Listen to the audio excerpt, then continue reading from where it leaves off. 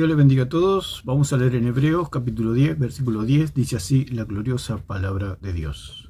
En esa voluntad somos santificados mediante la ofrenda del cuerpo de Jesucristo hecha una vez para siempre. Vamos a analizar estas palabras, este video, de que aquí con el señor Alarcón y el cura Tomás y una hermana, aquí Morillo, y que van a hablar con respecto a la misa y habla de la actualización del sacrificio de Cristo, que es absolutamente contrario a la palabra de Dios. No hay ninguna actualización del sacrificio de Cristo en las Escrituras, como hemos leído, hecha una vez y para siempre. Entonces, las palabras de esta gente, porque tenemos que decir que la misa católica, con todo el respeto que me merecen los católicos, es solamente un circo, es algo que está armado y que solamente vive en la imaginación del católico. Es como cuando éramos niños y jugábamos al abogado, y jugábamos al mecánico, jugábamos al maestro, a la maestra, etc. Eso solamente vivía en nuestra imaginación. Los mayores nos miraban, decían, se están imaginando que son abogados, que son ingenieros, que son arquitectos, que son maestros, profesores, etc. Eso vivía en nuestra imaginación, y es lo que sucede aquí con la misa, con el catolicismo románico, la idolatría. Eso solamente vive en la imaginación, como dice allí Jeremías 9:13, que de su imaginación crearon dioses, falsos dioses, porque lo dice la misma palabra. No tendrás dioses ajenos delante de mí, ni te harás imagen. Entonces, la imagen y la idolatría está en la mente del idólatra. Ellos son los que crean todo esto, los que crean su propio Dios. Lo dice el mismo señor Alarcón cuando ataca a los cristianos, que nos creamos nuestro propio Dios. No. Nosotros vamos a la Escritura y vemos y conocemos y creemos en el verdadero Dios. No es otra cosa. Nosotros tenemos una plataforma que son las Escrituras. Ellos, su plataforma es su propia imaginación. Ese es el punto. Dice el señor Alarcón que cuando se convirtió, dice él, al catolicismo, es porque el catolicismo tiene una plataforma. La plataforma del catolicismo es la imaginación idolátrica, esa es la plataforma. No se afirma en nada. Y ahora vamos a escuchar todas las contradicciones de este señor sofista y todo el magisterio católico. No son otra cosa que sofistas que dicen que lo redondo es cuadrado y que lo cuadrado es redondo. Dicen una cosa y a las palabras siguientes dicen todo lo contrario. Entonces confunden a la gente. A veces me da pena el católico que tiene que... ¿Por qué el católico es católico? Porque no se detiene a analizar que esto es una ridiculez, que esto son sofismas, que son contradicciones en sí mismas. Entonces él dice que lo que pasa es que esta gente no cree en Jesucristo. Al decir que tiene que actualizar el sacrificio es porque no creen, porque eso es lo que sucedía antiguamente, cuando no había una quita de pecado, porque eso es lo que ellos profesan, que no hay una quita de pecado. Es como si Cristo nunca hubiera venido y se crearon su propia religión. Entonces vamos a escuchar un poquito lo que dice esta gente y vamos a analizar las palabras, que es... ya cuando arranca es un enredo total. Dice que el sacrificio de la misa es la actualización del sacrificio de Cristo. Y vamos a oír todas las incongruencias que dice toda esta gente. Y el señor Alarcón afirma sus incongruencias, sus incoherencias, sus desatinos, y quieren pegar todo con saliva. Solamente una persona que no lee la Biblia y que quiere ser idólatra le va a creer a estos señores, porque es un enredo total. Nosotros leyendo las Escrituras hay que desenmarañar todos estos enredos, porque es un enredo total. Dice, eso es redondo, pero también es cuadrado. ¿Y quién va a entender eso? Es redondo, pero también es cuadrado. Está, pero no está. Es el sacrificio, pero no es el sacrificio. Entonces, aquí, bueno, la hermana no lo presiona porque no lo quiere. No sé si no lo quiere poner en ridículo al cura, que es un verdadero desastre, y encima le dice el cura a Alarcón que las palabras de Alarcón estaban bien cuando era un verdadero desastre. Usted imagínese una persona que le dice que Alarcón tiene una buena teología o una buena percepción de los textos porque no entiende nada de las escrituras, no entiende nada. Entonces vamos a escuchar un poquito. Hemos leído el texto que dice que en esa voluntad somos santificados mediante la ofrenda del cuerpo de Jesucristo hecho una vez y para siempre. Ahí está el punto, que eso fue hecho el sacrificio una sola vez. No hay más ninguna actualización. Si había una actualización, se puede decir, era en el Antiguo Testamento, cuando no estaba la realidad. Se mataban animales continuamente, como dicen las escrituras. Como dice, por ejemplo, el 9:12, y no por sangre de machos cabríos, ni de becerros, sino por su propia sangre, entró una vez para siempre en el lugar santísimo, habiendo obtenido eterna redención. O sea, cuando vino la realidad, ya está todo hecho. 7:27 dice que no tiene necesidad cada día, como aquellos sumos sacerdotes, de ofrecer primero sacrificios por sus propios pecados y luego por los del pueblo, porque esto lo hizo una vez para siempre, ofreciéndose a sí mismo. Dice en 11 y 12, dice: y ciertamente todo sacerdote está día tras día ministrando y ofreciendo muchas veces los mismos sacrificios. O sea, este hombre no cree en Jesucristo, no cree en la sangre redentora de Cristo, no cree en el sacrificio del Cordero Santo. No cree porque él dice que hay que actualizarlo, o sea, está viviendo como si Cristo nunca hubiera venido.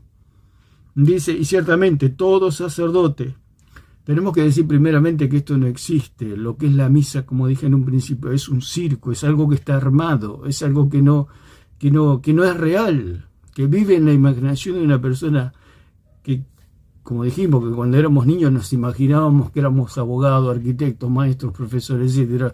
Pero eso vivía solamente en nuestra imaginación. Cuando dejábamos de jugar, volvíamos a ser niños, no éramos nada, digamos, íbamos a la escuela, etc. Y esto es lo que sucede con esta gente. O sea, tiene la mente la idolatría, que ellos se imaginan que este hombre es un intermediario entre Dios y los hombres. Y eso vive solamente en la imaginación de ellos porque ellos le han hecho creer. Es como un niño me trate de hacer creer a mí que él es abogado. Cuando para ser abogado, por ejemplo, o arquitecto, o ingeniero, o médico, tiene que pasar toda una vida estudiando. ¿Cómo me va a hacer creer ese niño a mí que él es abogado, o médico, o profesor, o maestro? ¿Cómo me va a hacer creer a mí él eso? Es imposible, yo no le voy a creer. Porque es niño, no está en capacidad, porque tiene que pasar años para que él pueda estudiar y obtener un título. Entonces, esta gente le dice que son sacerdotes del Dios Altísimo, me lo quiere hacer creer, cuando la Escritura dice que eso no existe. Es lo mismo que el niño, no existe que él sea un médico, porque es un niño. No es médico, porque él es un niño. Y en este caso es lo mismo. Quiere hacer creer a la gente que él es un sacerdote, cuando eso no existe en las Escrituras. Jesucristo nunca, primeramente, como dice en 8:4, no era sacerdote, porque ya había un orden establecido, un orden sacerdotal que era el orden arónico. Entonces Jesucristo no podía violar ese orden sacerdotal, porque si hubiera violado el orden sacerdotal, se hubiera caído todo, no habría salvación para ningún hombre porque hubiera pecado. Se hubiera levantado contra el mismo orden que había establecido Dios. Entonces él vino a hacer la voluntad de Dios, no a quebrantarla.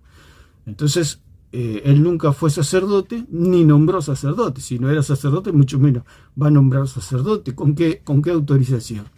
¿Con qué autoridad Cristo hubiera nombrado sacerdotes? Si había ya un orden establecido. Te imagínese, si una persona normal y corriente viola una ley, está en falta. Cristo no transgredió ninguna ley. Él no cometió un solo pecado. Si él no cometió ni un solo pecado, quiere decir que él nunca violó el orden sacerdotal. O sea, él nunca fue sacerdote, ni nombró sacerdote, ni convirtió el pan en carne. Porque eso estaba prohibido por la ley. Comer carne humana o beber sangre humana estaba prohibido. O sea que todo lo que sucedió allí, y lo que dicen los católicos, la misa, todo vive en su imaginación idolátrica. Que Pedro comió carne humana, si Dios le dijo, mate y come, Pedro no lo quiso hacer. Te imagínese si Cristo le ofrece carne humana, le dice, come mi carne, come este pedazo de carne, Y Pedro le pregunta, ¿y qué carne? Es mi carne, carne humana. Por supuesto que Cristo era el Dios humanado, por supuesto. Pero al margen de eso, era una carne que él veía un hombre, digamos. Era el Hijo de Dios, pero era algo que estaba prohibido, comer carne humana o beber sangre humana. Entonces Pedro nunca lo hizo eso. Pedro cuando comió pan y comió la carne y tomó el vino, simplemente. Entonces todo lo que ellos profesan es absolutamente falso. No existe en las Escrituras, no existe el sacerdocio, no existe la transustanciación, no existe la misa, no existe nada. Todo eso vive en la imaginación de ellos. Y al ser un invento, una mentira, como cuando alguien inventa una mentira y lo van descubriendo y tiene que sobre esa mentira poner otra mentira para cubrir su mentira anterior, y se va haciendo una bola de nieve, la cual no pueden detener. Ahí el título del señor Alarcón pone el sacerdote imparable o algo así pone. Imparable. Claro, no para de decir incoherencia, incongruencia. No para de decir cosas que no tienen sentido. Que las cosas son redondas, pero que las cosas también son cuadradas. Que es de día, pero también es de noche.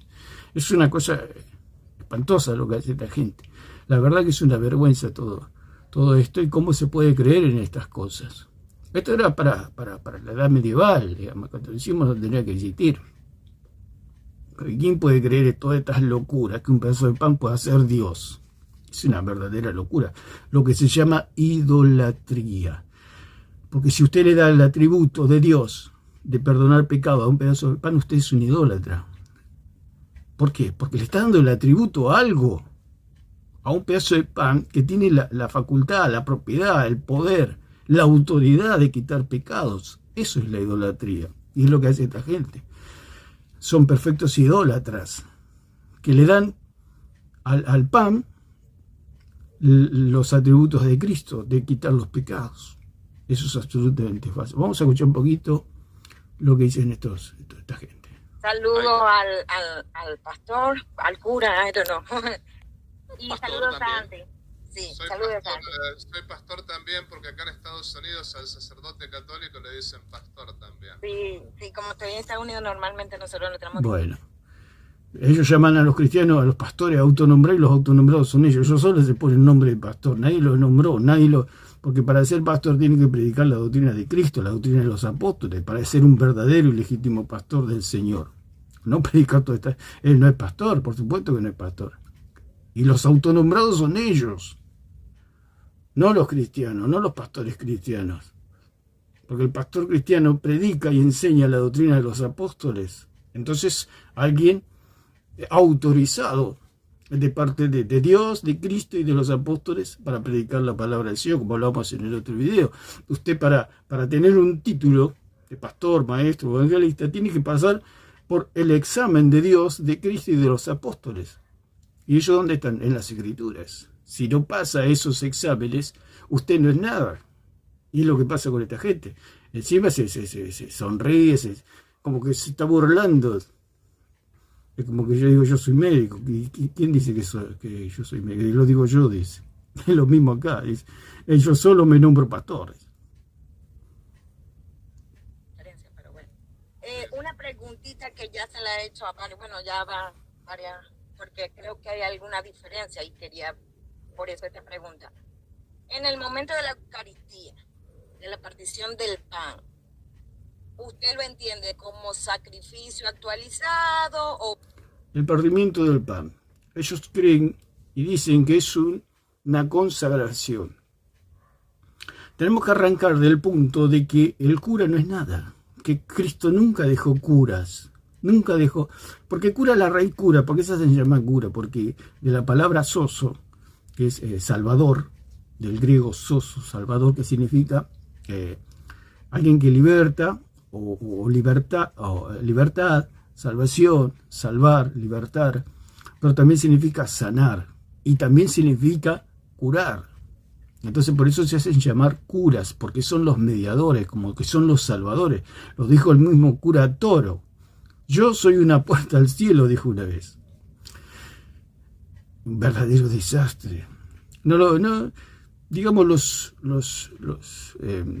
católico o cualquier secta, simplemente repiten lo que otros dicen, nada más. Son como marionetas, personas vacías, personas que tienen un chip de idolatría puesto en la cabeza y lo aceptan y bueno, pero que ellos dicen que son puertas al cielo. Por eso la humanidad tiene que acudir a ellos para obtener salvación. Por eso se hacen llamar curas, o sea, que curan, que salvan, que libertan, que sanan. Por eso se les llama curas, o sea, salvadores. Está todo escondido, por supuesto, está todo camuflado, pero eso se autodenomina no solo pastores, como dice este señor, pastor. Si es sacerdote, ¿cómo va a ser pastor? El sacerdote mata a la oveja y el pastor cuida a la oveja. Son oficios distintos, pero él solo se autonombra pastor, por supuesto. ¿Cómo lo entiende usted ese momento de la partición del pan? Más bien dicho, nosotros, no como lo entiendo yo, sino como lo entiende la Iglesia Católica sería, ¿no? Él dice, no como lo entiendo yo, sino como lo entiende la Iglesia Católica, ¿cierto? O sea que él no tiene criterio propio, él solamente repite lo que dice la Iglesia, y acá está el punto de la equivocación y la idolatría. Por eso hablábamos en el video anterior de el magisterio. ¿Quién es el que enseña la palabra del Señor? Dijimos que hay un magisterio, que es el magisterio apostólico que está en las Escrituras. La Iglesia no puede enseñar. La Iglesia no puede enseñar, no puede dictar doctrina, para ser más claro. No se puede inventar una doctrina, no se puede inventar que un pedazo de pan es Dios. Se puede inventar, eso es idolatría. ¿De dónde se sacó eso? De una mente idolátrica. Entonces, vamos a repetir un poquito lo que dijo este caballero. ¿Edificio actualizado o cómo lo entiende usted ese momento de la partición del pan? Claro, él dice lo que dice la Iglesia. Pero no es lo que dice la Iglesia, es lo que dicen los apóstoles. Porque Cristo dejó a los apóstoles. El que los oye a ustedes me oye a mí, dijo el Señor. O sea, les dio toda la autoridad para dictar doctrina. ¿A quién? A los apóstoles. Entonces no es lo que dice la Iglesia. La Iglesia, como le decía Pablo, porque yo sé que después de mí vendrán lobos rapaces que no perdonarán al rebaño, los cuales arrastrarán tras sí a los discípulos. O sea que dentro de los obispos va a haber lobos rapaces, gente que va a hablar cosas perversas, como lo dice el mismo apóstol Pablo allí en 28 al 32 de Hechos.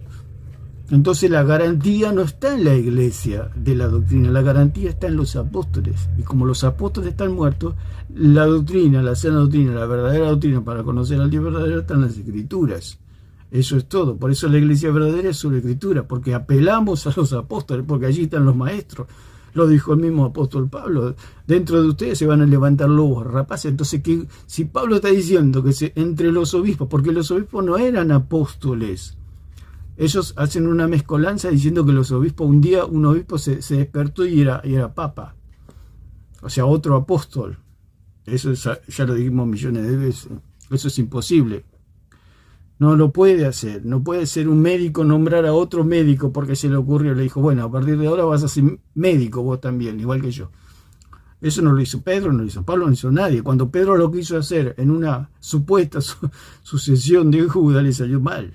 Le eligió a Matías y Matías nunca fue apóstol, jamás. ¿Por qué nunca fue apóstol? Porque Cristo nunca lo nombró apóstol.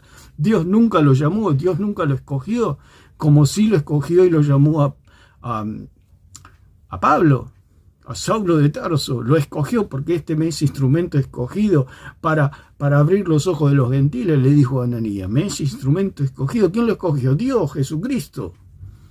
Y a Matías no.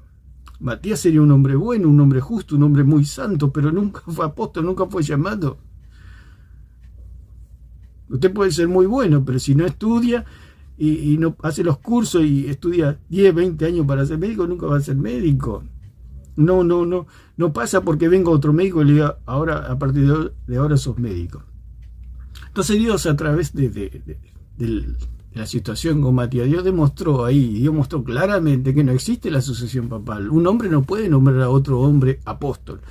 Lo dice el mismo señor Alarcón, los papas no son elegidos por Dios, no son elegidos por el Espíritu Santo, son elegidos por los hombres. ¿Qué quiere decir eso? Autonombrados. O sea, si lo exigen los hombres, si lo eligen los hombres, los escogen los hombres, entre los obispos eligen un papa, eso es ilegítimo. Lo dijo Pablo. Yo me voy, yo soy apóstol, ustedes no son apóstoles, ustedes no vieron cara a cara al maestro, yo lo vi, yo soy el apóstol Pablo, yo vi cara a cara al maestro, y yo fui constituido predicador, apóstol y maestro de los gentiles, yo fui constituido perito arquitecto, yo fui puesto como jefe, lo dijo Pablo.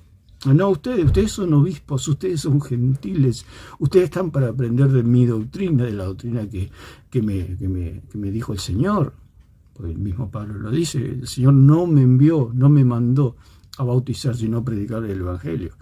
O sea que había una relación personal entre Cristo y Pablo, Cristo y los apóstoles. Los obispos nunca fueron apóstoles. Esto quiere decir que los obispos, o sea, la iglesia, o sea, los obispos es el magisterio de la iglesia fuera de los apóstoles. Pastores, evangelistas y maestros. Son los episcopos, los vedores, los supervisores, los que cuidan el rebaño, pero ellos no pueden inventarse nada. O sea, la iglesia, o sea, ellos son el magisterio de la iglesia fuera del círculo del magisterio apostólico. Los obispos no podían reunirse y decir, bueno, ahora vamos a elegir otro Pablo, otro Pedro. ¿Qué es eso? Eso es una locura. Eso es como una rebelión, como alguien subversivo que se rebela contra el gobierno. Eso es lo que ellos creen también con respecto a Jesucristo, que Jesucristo se reunió con sus apóstoles y dijo, bueno, muchachos, a partir de ahora hay un nuevo sacerdocio, yo ahora a ustedes los nombro sacerdotes. ¿Y con la autorización de quién? ¿Dónde estaban las escrituras eso? Porque tanto Jesús, Dios, los profetas, los apóstoles, todo, la iglesia primitiva, todo eran solo escrituras, tenían que basarse en algo, apoyarse en algo. Es como dijimos lo del pan, los 3 panes. Usted, para saber cuánto pesan 3 panes, usted necesita una balanza. Si usted no tiene una balanza, nunca va a saber cuánto pesan 3 panes. Y los apóstoles todos tenían que basarse en las escrituras. El mismo Pablo, la misma iglesia primitiva, los mismos bereanos fueron a las escrituras, se fueron a la balanza a ver si lo que decía Pablo era verdad. O sea, la balanza son las escrituras, no es que se hacen las cosas a ojito. Dice, bueno, estos 3 panes deben pesar más o menos 800 gramos. No pueden hacer eso. Es lo que hace el catolicismo romano. Acá como le dicen al hombre. Bueno, yo le digo pastor, se equivocó aquí la hermana. Ah, bueno, yo también soy pastor. O sea, a ojito, todo a ojito. ¿Y quién lo dice eso? Ah, lo digo yo, dice acá el cura barbudo. Con todo el respeto que me merece el hombre. Porque no me acuerdo sus apellidos. El cura Tomás. Entonces, ¿y quién lo nombró? Y me acabo de nombrar yo, dice. Bueno. Ese momento de la partición del pan. Más bien dicho, nosotros, no como lo entiendo yo, sino como lo entiende la Iglesia Católica sería, ¿no? El sacrificio de la misa es la actualización del sacrificio de Cristo. Es como si... Claro, volvemos a repetir con lo que pasaba en el Antiguo Testamento. Sí había una actualización. Ahora, si tomamos la palabra actualización, como se hacía en el Antiguo Testamento, que se actualizaba algo, digamos, o sea, era algo simbólico, era una sombra y figura de lo que iba a venir. O sea, eso no podía quitar, como dice en la palabra. Habíamos leído 7:27, que no tienen necesidad cada día como aquellos sumos sacerdotes de ofrecer primero sacrificio por sus propios pecados y luego por los del pueblo, porque esto lo hizo una vez y para siempre, ofreciéndose a sí mismo. 10:3 dice, pero en estos sacrificios cada año se hace memoria de los pecados. Dice, porque la sangre de los toros y de los machos cabríos no pueden quitar los pecados. No pueden quitar los pecados. O sea que ellos están haciendo como si Cristo nunca hubiera venido. No pueden quitar los pecados, porque ellos dicen que al comer el pan se les perdonan los pecados, pero tienen que volver. O sea que es algo como pasaba, una actualización como pasaba en el Antiguo Testamento. Si tomamos esta palabra para no desecharla, la palabra actualización, o sea, actualizar es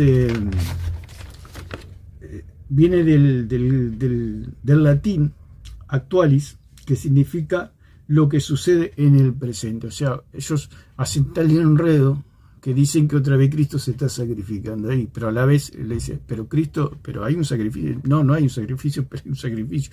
O sea, esto es un enredo que ahora vamos a escuchar un poquito más. Y se divide la palabra actualizar en dos partes, que es actualis del latín, que significa lo que sucede en el presente, e izar, que dice convertir en, acción de convertir o hacer que algo suceda. Hacer que algo suceda. O sea que el cura tienen los superpoderes. Ellos mismos lo dicen, que son otros Cristos, y ahí está la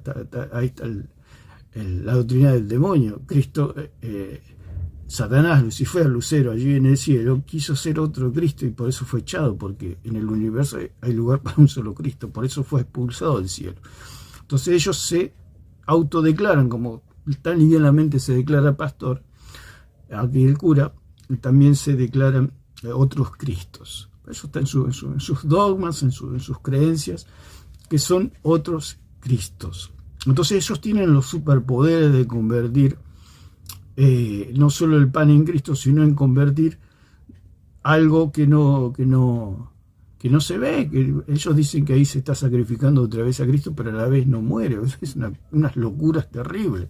O sea, hay un sacrificio, pero no hay muerte, no hay sangre, lo dice 9:22 de Hebreo. Sin derramamiento de sangre no hay remisión de pecados, y si no hay derramamiento de sangre no hay perdón de pecados. Es una completa locura, por eso digo que es un circo, esto que vive en la imaginación del católico. Ellos juegan a ser salvos.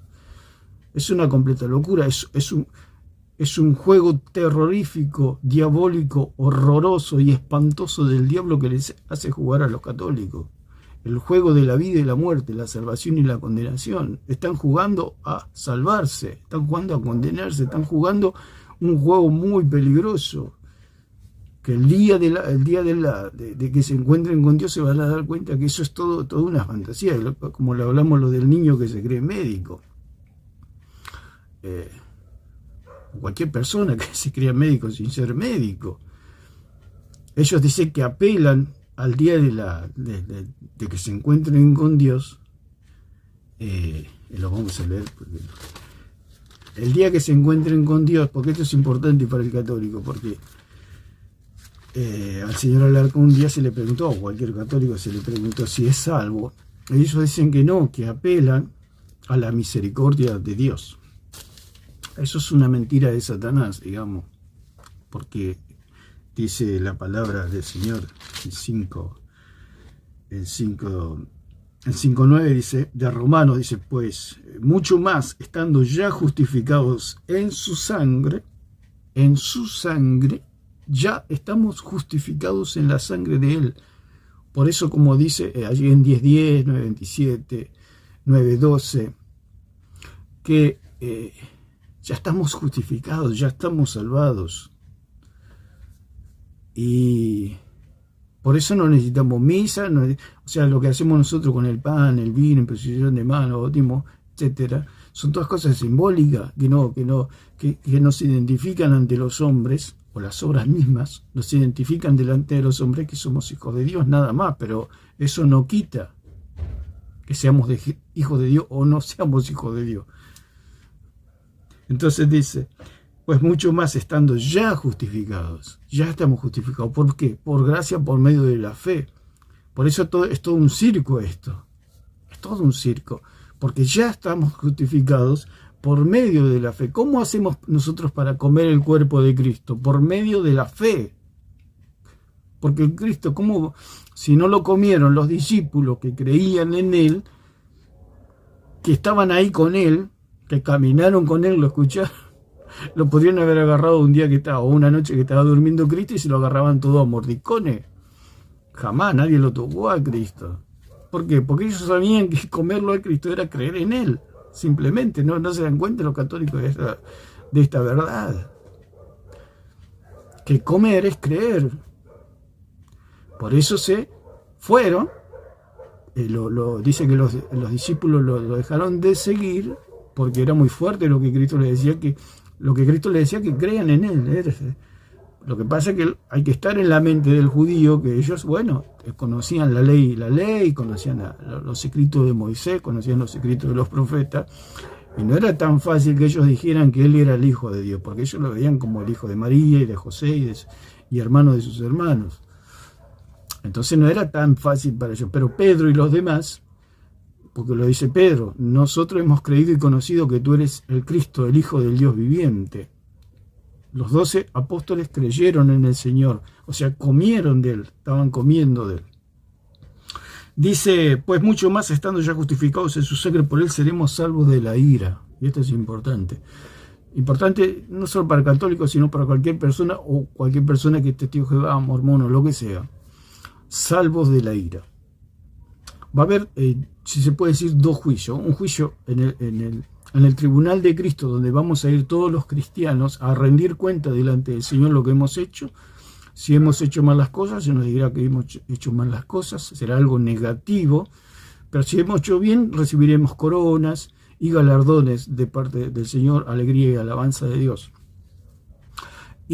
Pero hay otro juicio, si se puede decir, que es el juicio donde Dios va a juzgar a los impíos, que acá dice, porque pues mucho más estando ya justificados en su sangre, por Él seremos salvos de la ira.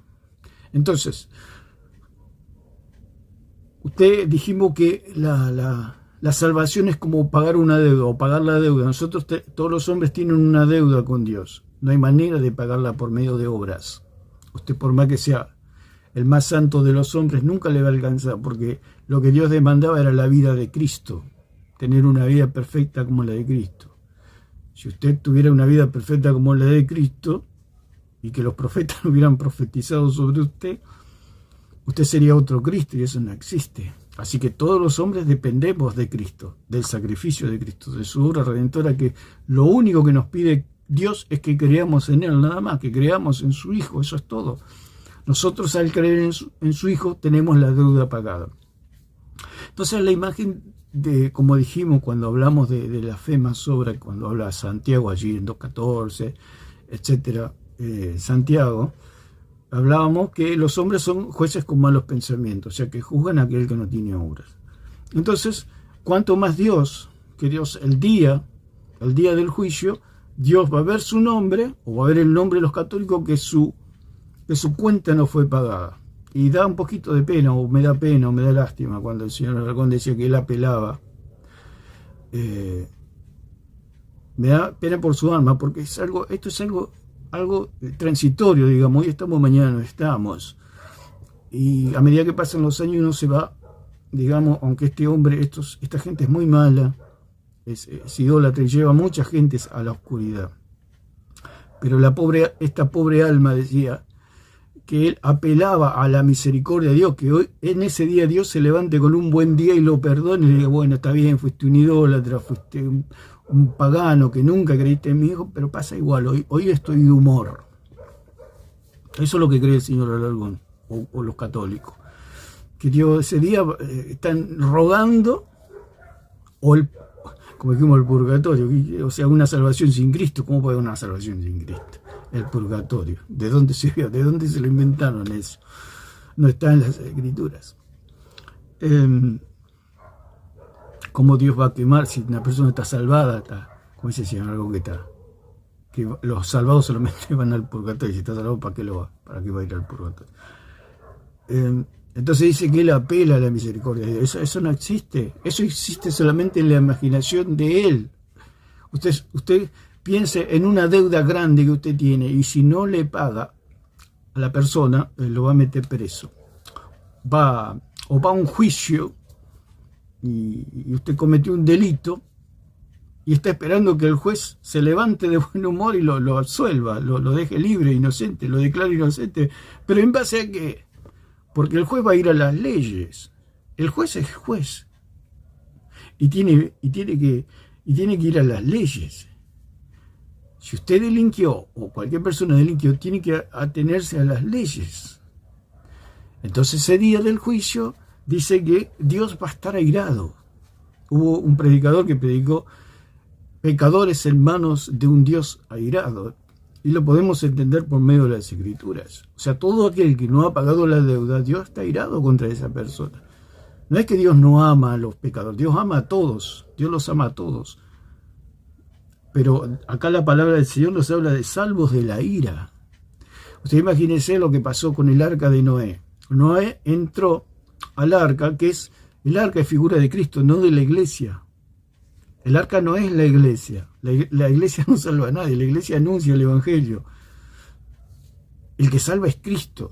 Entonces, cuando nosotros creemos en Él, somos bautizados en su muerte y en su resurrección. O sea, somos metidos dentro de Cristo. O sea, somos metidos dentro del arca. Y el diluvio es una figura de la ira de Dios, del enojo de Dios contra el pecado y contra aquellos que no lo aceptan a Él. Entonces, ese día, el día del juicio, Dios va a estar airado. Va a ser como el diluvio. Si usted no entra en el arca, o sea, en Cristo, si usted no cree en Cristo, va a estar afuera, como pasó con toda esa generación que no creyeron al discurso de Noé. Entonces, al no creer, quedaron afuera. Entonces cayó la ira sobre la humanidad que no había creído en el mensaje de Noé. Entonces, estas pobres almas creen que Dios, no sé, se olvide de mandar la lluvia, se olvide de mandar el juicio. O sea, la gente se burlaba de Noé. Dice, no, Dios se va a olvidar de él. Es como si alguna vez hemos tenido alguna deuda y se nos cruzó por la cabeza que aquel que le debemos se olvide de la deuda. Pero llega un día y nos damos cuenta que no se olvidó de la deuda. Y con Dios sucede lo mismo. O sea, Dios es justo, Dios es un juez justo, no es que es malo, es justo. Y Él tiene que regirse por lo que Él mismo ha dicho. O sea, el alma que pecare esa morirá. ¿De qué manera podemos ser salvos? Creyendo en Jesucristo. Así seremos salvos de la ira, como dice acá. Por Él, por Cristo, o sea, por el arca, seremos salvos de la ira. ¿Por qué fue salvo Noé? De la ira, del diluvio, del juicio. Porque el diluvio es figura del juicio. O sea, Dios estaba irado, Dios estaba enojado. Y ese día Dios va a estar enojado. Ese día Dios va a estar airado. No con su pueblo, porque su pueblo ha aceptado a Jesucristo. Por eso va a ser, por un lado, el tribunal de Cristo, donde vamos a ir todos los cristianos, y tenemos una relación de padre a hijo con Dios. Pero tendremos que rendir cuenta por todas nuestras acciones, como lo dice en Pedro, que lo que resta, que vivimos en esta carne, hagamos la voluntad de Dios, seamos obedientes a Dios. Pero eso no quita que podamos ser salvos o no salvos. La salvación, como dice la palabra, es para siempre. Como lo dice que fuimos santificados una vez y para siempre, como lo dice la misma aquí en hebreo que hemos leído. Entonces, todo esto es ficticio, que vive en la imaginación del católico. Entonces, esta alma errante, como lo dice el señor Alarcón, dijo que en ese día él confiaba que Dios iba a estar de buen humor. No dijo exactamente de buen humor, pero es lo que nos dio a entender, que ese día, bueno, Dios iba a... Él dice que Dios es un Dios misericordioso, sí, es un Dios misericordioso, pero dijimos que es como pagar una deuda. La persona a la que usted le debe puede ser muy buena, pero no hay manera. Si usted no paga, irá a la cárcel. Para que esa deuda pueda ser perdonada, usted tiene que aceptar a Jesucristo. O sea, usted tiene que recibir por imputación la obra de Cristo en su vida. O sea, usted debe $2 millones a una persona y esa persona está irada contra usted. Si usted no le paga, esa persona lo va a meter en la cárcel. Pero resulta que usted tiene un amigo y le manda el mensaje y le dice, yo sé que vos tenés esos $2 millones que vos me podés dar para que yo pueda pagar mi deuda. La persona dice, sí, yo los tengo. Si vos crees en mí, yo te los voy a dar. Entonces, sí, yo creo. Entonces, cuando la persona cree en Jesucristo, se le pasa todo ese bien que necesita para pagarle la deuda, en este caso a Dios. Nosotros debemos a Dios las obras perfectas de Cristo. Entonces yo puedo pagar la deuda con Dios por medio de la fe en Cristo. Entonces Cristo me pasa todas sus obras a mí. y yo le doy mis pecados, o sea, yo le doy mi deuda, y Él me da sus obras. Por eso la salvación es por obra, pero por la obra de Cristo, no por nuestras obras, porque yo no voy a poder pagar la deuda. Y el señor Alarcón quiere pagar la deuda, dice, debo 2 millones de dólares, pero tengo 10 pesos, por ahí se compadece de mí. No se va a compadecer, porque dice que seremos salvos de la ira. ¿Qué quiere decir? Que ese día Dios en el juicio con los impíos va a estar airado, va a estar enojado el Señor. ¿Por qué no pagaron la deuda? Porque no creyeron en Jesucristo. Entonces, esto es un poco un panorama para que nos demos cuenta que están jugando con fuego los católicos. Lo que ocurrió 2000 años atrás en la cruz se hiciera presente, con la única diferencia es que es de manera incruenta. O sea, ¿cómo se entiende? ¿Cómo se entiende? ¿Quién? Pues que alguien me explique, como dicen en Centroamérica un cómico, que alguien me explique esto. Hay un sacrificio, pero es incruento. Hay perdón de pecado, pero no hay sangre. Hay luz, pero no hay luz. No sé, es una cosa, es una locura. Hay el pago de una deuda sin haber dinero. O pagué mi deuda sin dinero. Eso son como contradicciones. Es de día, pero es de noche. Es redondo, pero es cuadrado. Son cosas que no sé, que el católico tiene que plantearse y preguntar, pero ¿cómo es esto? ¿Está o no está? Entonces, si ellos lo que pasa es que todo está en su imaginación. Ellos ven un pedazo de pan y dicen que ese pedazo de pan es Cristo. ¿Por qué? Porque lo convirtió en Cristo un sacerdote, pero ese sacerdote tampoco es sacerdote. Eso vive en la imaginación de ellos. ¿Por qué es sacerdote? Porque el sacerdote le dijo que es sacerdote. En base a que no, lo dicen ellos nomás. Cuando vemos en la palabra que Cristo no era sacerdote, ni nombró sacerdote, ni convirtió el pan en carne. Eso no existe. Y le dice, pero eso es pan. No, pero vos tenés que creer que eso es carne, la carne de Cristo. Es como que yo le quiera vender a usted un auto y solamente le doy la fotografía. Pero la fotografía es nada más, no es el auto. El auto está en otro lugar. Eso es, pero yo le digo, no, pero es el auto. Págueme, es el auto. Y eso es lo que le cobran a los católicos, le roban la fe, les traen la fe, les traen la vida. Los llevan a la condenación, haciéndolos idólatras. Este señor y el señor Alarcón lo hacen idólatras, lo hacen más idólatra al católico. Por eso en el día del juicio Dios va a estar airado contra esta gente si no creen en Jesucristo. La única diferencia es que Cristo ya no muere más, que Cristo está vivo. O sea, muere pero no muere. O sea, hay un sacrificio pero no muere. ¿Cómo es? En el sacrificio siempre hay muerte. Siempre hay muerte en el sacrificio. Dice, si nosotros vamos a la palabra, como en 10.5,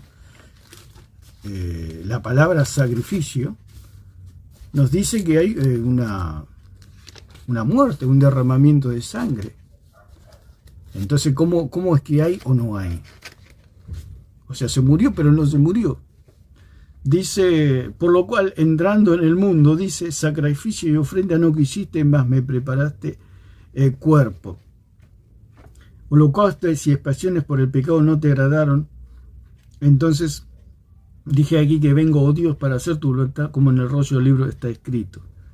Diciendo primero, sacrificio y ofrenda de holocausto y expiaciones por el pecado no quisiste ni te agradaron, las cuales cosas se ofrecen según la ley. Entonces la palabra sacrificio acá, que es la palabra es de tsuía, del hebreo, del griego, que significa sacrificio, una ofrenda o la acción de ofrendar. La palabra que tiene un derivado de suo, que significa sacrificar propiamente por el fuego, por extensión inmolar, matar por cualquier propósito. O sea que en un sacrificio tiene que haber muerte, siempre en un sacrificio hay muerte. hay una víctima. Puede ser metafórico como puede ser real. Entonces, acá hay una mezcla. Él dice, pero ¿es metafórico, es simbólico o es real? Entonces, no, dice, es metafórico, pero a la vez es real, es lo que le dijimos. Es redondo, pero también es cuadrado. Entonces, la persona entra en un shock, hay como un encontronazo. ¿Cómo que es redondo y también es cuadrado? Sí, es redondo, pero también es cuadrado. Vos lo ves cuadrado, pero también es redondo, ¿eh? Entonces la persona se queda pensando, ¿no? Entonces hay que tener carácter para decir, no, si es cuadrado, y si es redondo, punto, se acabó, no hay nada que decir. O sea, ¿es pan o es Cristo? ¿Qué es? La pregunta sería, ¿cuántos cuerpos tiene Cristo? Cristo tiene un solo cuerpo. Entonces, ¿qué significa si Cristo tiene un solo cuerpo? Si el católico responde si Cristo tiene un solo cuerpo, si se le preguntara al señor ¿cuántos cuerpos tiene? O al señor Alarcón, ¿cuántos cuerpos tiene Cristo? Si tiene un solo cuerpo.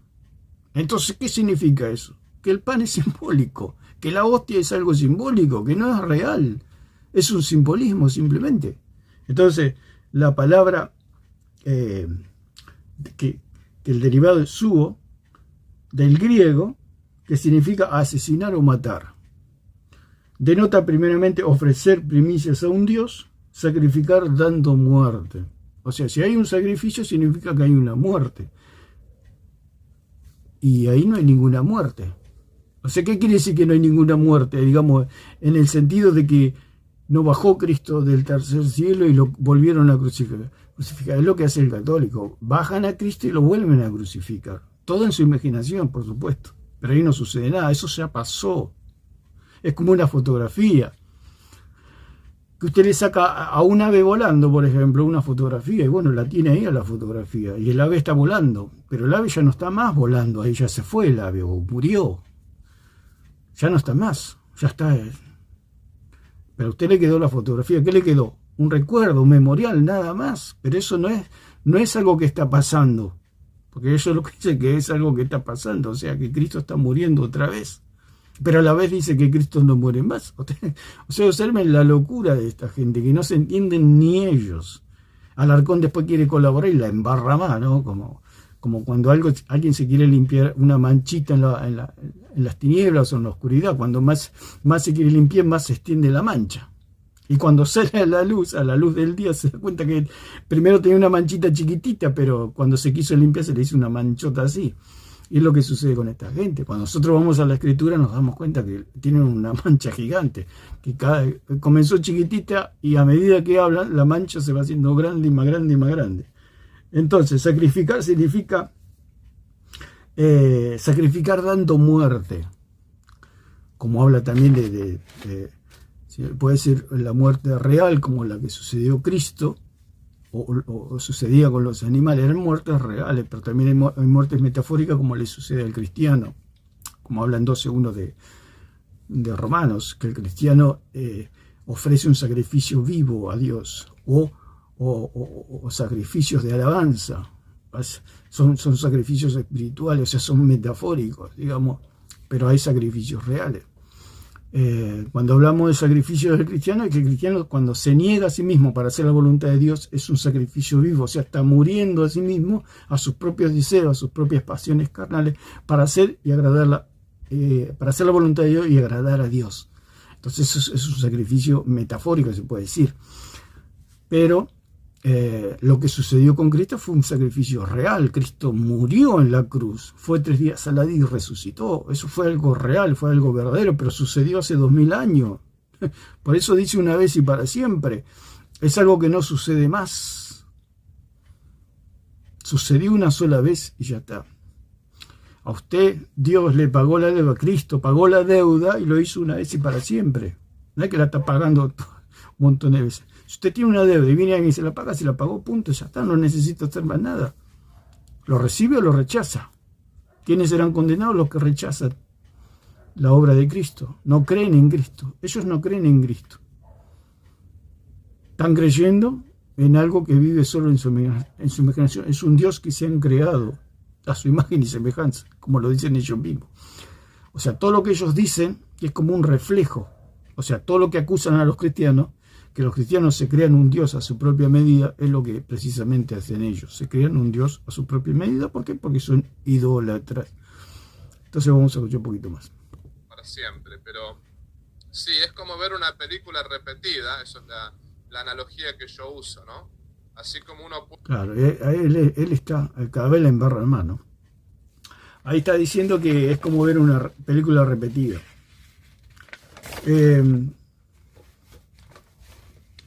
Cuando usted ve una película, es como la fotografía. En realidad películas son muchas fotografías. Es como ver una fotografía. O sea, los actores no están ahí. Los actores están en la casa, en otro lugar. Cuando eso simplemente, como se puede decir, algo simbólico. Es como la mitad de una realidad. Como dijimos que la palabra simbolismo es la mitad de una realidad. O sea, usted está viendo algo, pero hay algo real y verdadero en otro lugar. Es como el pan. Por eso el pan es simbólico. La hostia también es simbólico, digamos. Lo que pasa es que ellos hacen, en su imaginación idolátrica, dicen que ese pan es Cristo. Por eso nos decimos nosotros que el pan es Cristo.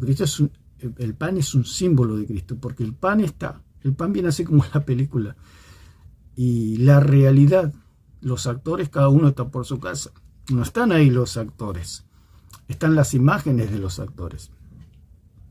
Por eso viene a ser como algo simbólico. Él mismo está diciendo que la hostia es simbólica, que todo lo que ellos hacen es todo simbólico. Lo que pasa es que ellos transforman en algo simbólico como una realidad que solamente vive en su imaginación. Es como de los niños que se creen médicos, abogados o maestros.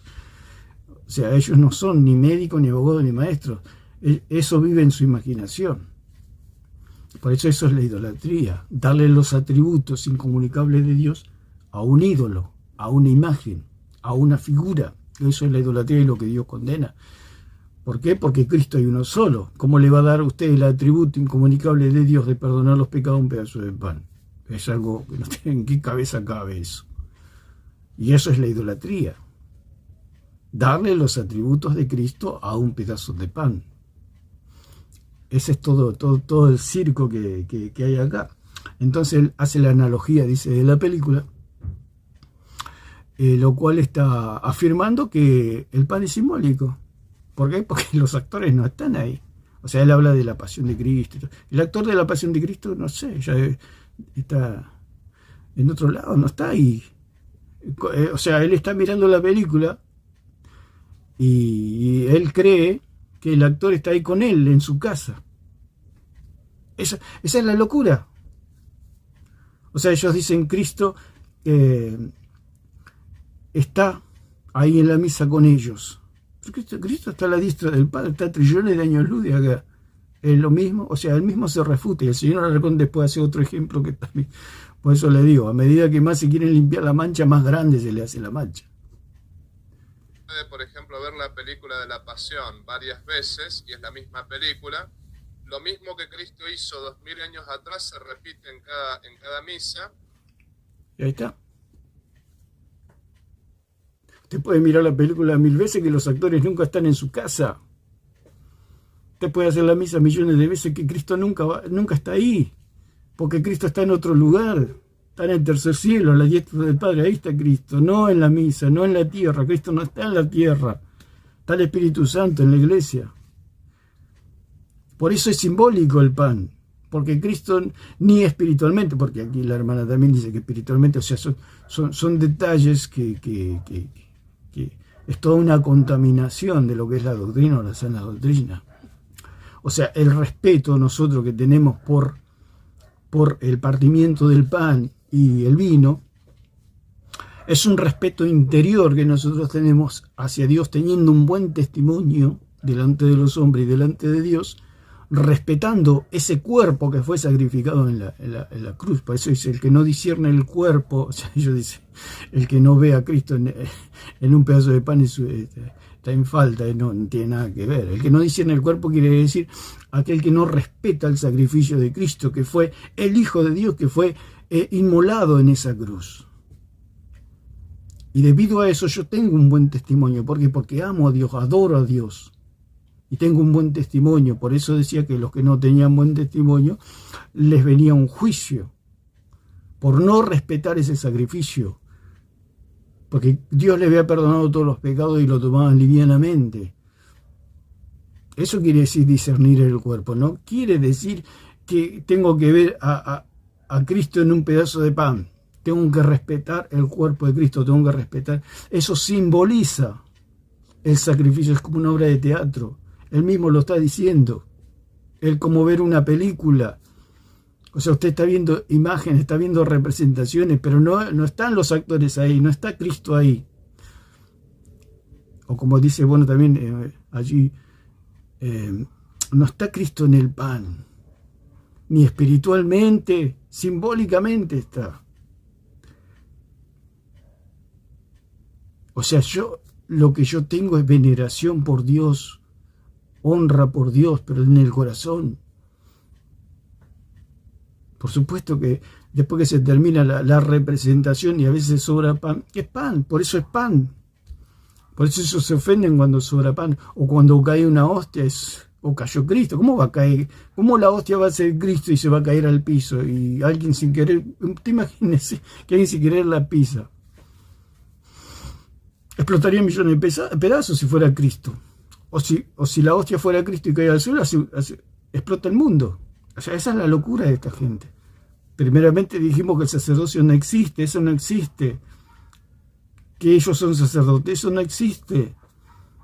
Y mucho menos que convierten la hostia en Cristo. No existe eso, no existe. Usted puede agarrar 10 hostias y con todo el respeto que me dice los católicos, puede tirarla a la basura, que no le va a pasar nada, porque esos son hostias, son gramitos de harina. O sea, si ellos creen que eso es Cristo, eso vive en la imaginación de ellos, idolátrica. O usted se puede romper una imagen de María o de cualquier santo, de un corazón de Jesús. Es un pedazo de cemento, de yeso, nada más. ¿Dónde está el temor del católico? Que ellos creen que eso es un... ¿Por qué se ofenden? No se tendrían que ofender si se rompe una imagen. ¿Por qué se ofenden? Porque ellos creen en esa imagen. Si no, no se ofenderían. Es igual que la hostia. ¿La hostia qué es? La hostia es un dios, es una imagen. Si usted lo lleva al microscopio, se va a dar cuenta que es una escultura. Nomás que está en miniatura, chiquito. Pero es un dios, es otro dios. Por eso ellos tienen muchos dioses y son idólatras. Y enseñan a la gente a ser idólatras y a ser condenados por Dios, porque Dios los quiere salvar a todos, pero si ellos no quieren dejar la idolatría y hasta se sacan la hostia a las calles y la hostia dicen ellos que es divina porque está el cuerpo, el alma y la divinidad de Cristo, y usted sabe la locura. Es como dijimos lo del niño que se cree médico. ¿Quién lo va a dejar que opere a una persona? Nadie. Porque no es médico. ¿Quién va a creer que un pedazo de pan es Dios o es Cristo? Nadie, solamente un idólatra. Y la parte de la muerte es como la película que uno pasa una parte, o sea, uno la esquiva esa parte. Bueno, eso algo parecido así, ¿no? Es una analogía. Bueno, no se entiende nada lo que dice este hombre. Que saca la parte, o sea, la parte cruenta. Por eso ellos dicen que es un sacrificio incruento, sin derramamiento. Si no hay derramamiento de sangre, no hay perdón de pecado. Por eso sucedió hace 2000 años. Eso ya sucedió. No sucedió más, sucedió una sola vez.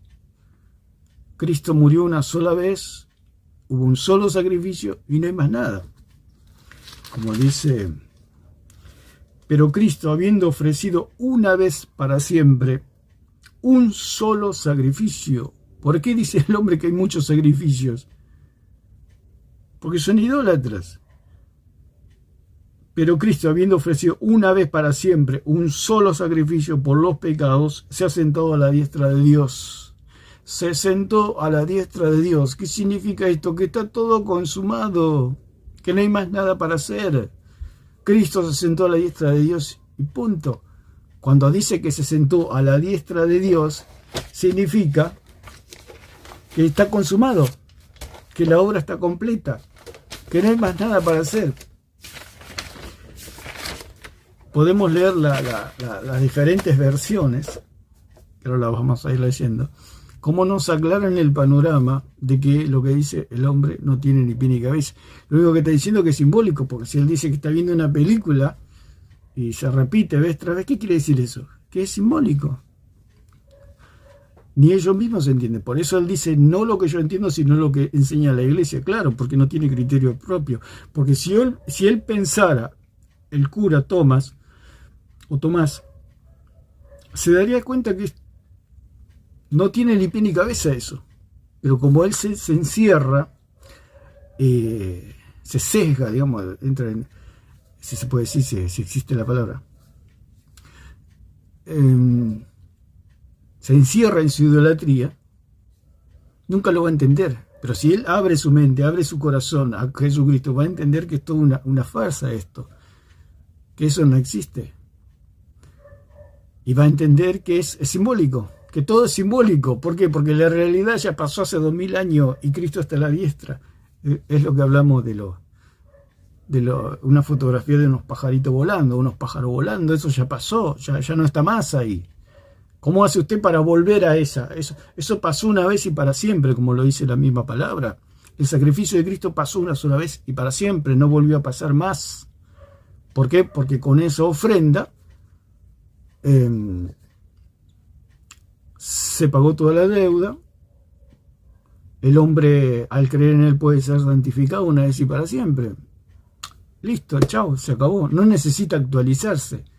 Porque si ellos dicen que se necesita actualizarse, significa que, como sucedió en el Antiguo Testamento, que tenían que matar animales y animales, como actualizando el perdón de los pecados. Si hay, como dijimos, de la palabra actualizar, para no desecharla, si hay una actualización, es una actualización en la memoria. Es como tener una fotografía de un ser querido, por ejemplo. Y usted, para recordar, porque este ser querido dice, bueno, me fui, pero un día voy a volver, en 2 años vuelvo. Entonces, usted en esos 2 años mira la fotografía para recordarlo, para refrescar su memoria, para, se puede decir, actualizar, ¿pero qué? Su memoria. Por eso es un memorial, por eso es un recordatorio. No es real, porque la persona no está. Solamente la estoy recordando, estoy actualizando su imagen, su persona, pero la persona no está. Está solamente su fotografía. Hay un desfasaje ahí. Hay algo que no concuerda. Tauser, lo que dice este hombre. Es exactamente igual, pero es el santo sacrificio de Cristo en la cruz de manera incruenta. O sea, que no se hace. O sea, es el santo sacrificio de Jesús, pero incruente. ¿Cómo puede ser eso? Si el sacrificio de Cristo fue cruento, ¿cómo puede ser que él dice que es el mismo? Si es el mismo, tiene que ser cruento. O sea, tiene que haber derramamiento de sangre, tiene que haber muerte. Tiene que haber algo, lo que pasó en la cruz, algo espantoso, algo terrible. Dios lo hizo pecado al Hijo. Dios le dio la espalda al Hijo. Es algo espantoso, es algo terrible lo que pasó en la cruz. ¿Y cómo dice que es igual, pero es incruento? Es de día, pero también es de noche. Es blanco, pero es negro. Atención. Esas son las locuras de esta gente.